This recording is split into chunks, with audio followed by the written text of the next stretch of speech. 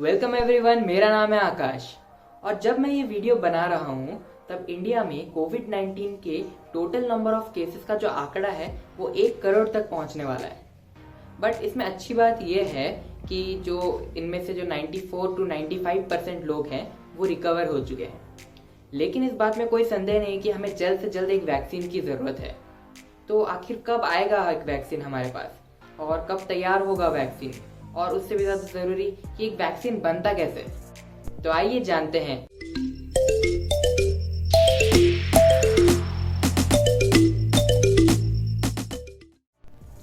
तो एक वैक्सीन होता क्या है? जो वैक्सीन है उसको आप एक प्रिकॉशन की तरह समझिए। ये एक इन्फेक्शन होने से पहले हमें दिया जाता है। एक पर्टिकुलर पैथोजन के लिए उसका एक वैक्सीन बनाया जाता है। और आप इसको ऐसे समझिए कि एक ट्रेनिंग की तरह जो वैक्सीन होता है वो हमारी बॉडी को ट्रेन करता है कि जब फ्यूचर में वो इन्फेक्शन हम पे हो तो वो हमें उससे प्रोटेक्ट करे, या हमारी इम्यूनिटी को जो आइडिया दिलाता है कि जब भी ये वाला वायरस या ये वाला पैथोजन आप पे अटैक करे तो फिर आपको उस टाइम पे पता होगा कि कैसे उस पर रिएक्ट करना है या कैसे उसको फाइट करना है।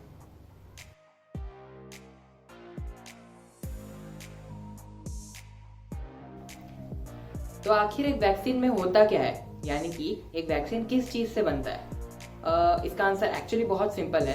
वो वैक्सीन उसी पैथोजन से बनता है जिस पैथोजन के लिए वो वैक्सीन बनाया जा रहा है। बट फर्क बस इतना होता है कि उस वैक्सीन में उस पैथोजन का कोई डिफरेंट फॉर्म होता है। कोई डिफरेंट फॉर्म का मतलब ये हुआ कि कभी कभी जो पैथोजन है उसको मार कर उसका जो डेड फॉर्म है उसको यूज़ किया जाता है वैक्सीन बनाने में, या कभी कभी उसको बस कमज़ोर कर देते हैं यानी कि वीक कर देते हैं और फिर उसके इस वीक फॉर्म को यूज़ किया जाता है। और कभी कभी ऐसा भी होता है कि उसके किसी सेगमेंट को यूज़ करते हैं, उसके किसी एक हिस्से को यूज़ करके वैक्सीन को बनाया जाता है।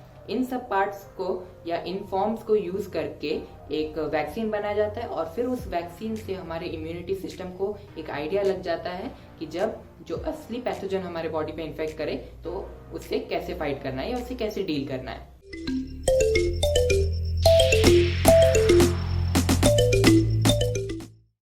WBC यानी कि वाइट ब्लड सेल्स, ये इम्यूनिटी सिस्टम का वो पार्ट है जो एक्चुअली जाकर पैथोजन से फाइट करता है यानी कि लड़ता है और इनको हमारे बॉडी से निकाल फेंकता है। तो जब ये WBC हमारे बॉडी में फाइट कर रहा होता है तब हमारे बॉडी को कुछ सिम्टम्स आते हैं, जैसे कि फीवर, कफ, हेडेक। और ये सारे फीवर जो हमें लगते हैं कि ये एक्चुअली हमारी बीमारी है, वो एक्चुअली हमारी बीमारी नहीं होती है। ये बस उस प्रोसीजर का एक सिग्निफिकेंस है कि हमारी बॉडी अब पैथोजन से लड़ रही है।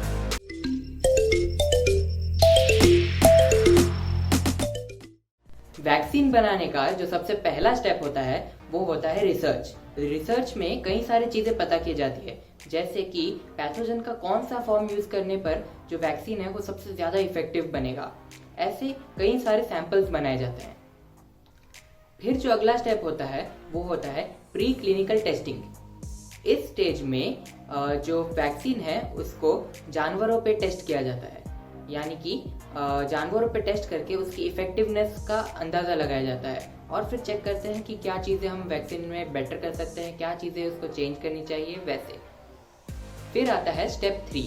इसमें होता है क्लिनिकल टेस्टिंग। इस फेज में डायरेक्टली ह्यूमंस पे वैक्सीन को टेस्ट किया जाता है और फिर इसकी इफेक्टिवनेस का पता चलता है। इस स्टेप को 3 फेजेस में कंडक्ट किया जाता है। फेज 1 में जो वैक्सीन है उसको कुछ गिने चुने लोगों को दिया जाता है और इससे उनको कुछ शॉर्ट टर्म साइड इफेक्ट्स के बारे में पता चल जाता है। फिर फेज 2 में ये कुछ 100 लोगों में दिया जाता है और फिर इससे उनको कुछ डोजेज का आइडिया लग जाता है कि कितने डोजेज में, कितने वॉल्यूम में ये एक इंडिविजुअल को देना चाहिए और इसको कितने बार देना होगा एक वैक्सीन को, उस चीज़ का आइडिया लग जाता है। फिर आता है फेज 3। इस फेज में ये हज़ारों लोगों को दिया जाता है, वो भी काफ़ी लंबे समय के लिए, जैसे 1 या 2 साल के लिए। इस केस में हमें लॉन्ग टर्म इफेक्ट के बारे में पता चल जाता है। जैसे एक वैक्सीन है वो शॉर्ट टर्म के लिए तो अच्छा काम कर ही रही है, लेकिन हो सकता है उसको 1 साल बाद कोई छोटा सा साइड इफेक्ट है या कोई हार्मफुल इफेक्ट है जो कि एक ह्यूमन पे आ रहा है, तो उसका आइडिया लग जाता है। अब इस पॉइंट तक अगर सब कुछ ठीक से चला, यानी कि फेज 3 भी बहुत अच्छे सक्सेसफुल हुआ, तो फिर जो वैक्सीन बनाने वाली कंपनीज है वो अप्रूवल के लिए अप्लाई करते हैं गवर्निंग बॉडीज़ को, और फिर नेक्स्ट स्टेप में ये मैन्युफैक्चर होना स्टार्ट हो जाता है, बिल्कुल मास में, बड़े बड़े फैक्ट्रीज में ये मैन्युफैक्चर होना शुरू हो जाता है, ताकि जल्द से जल्द लोगों को इसका वैक्सीन मिलना शुरू हो जाए।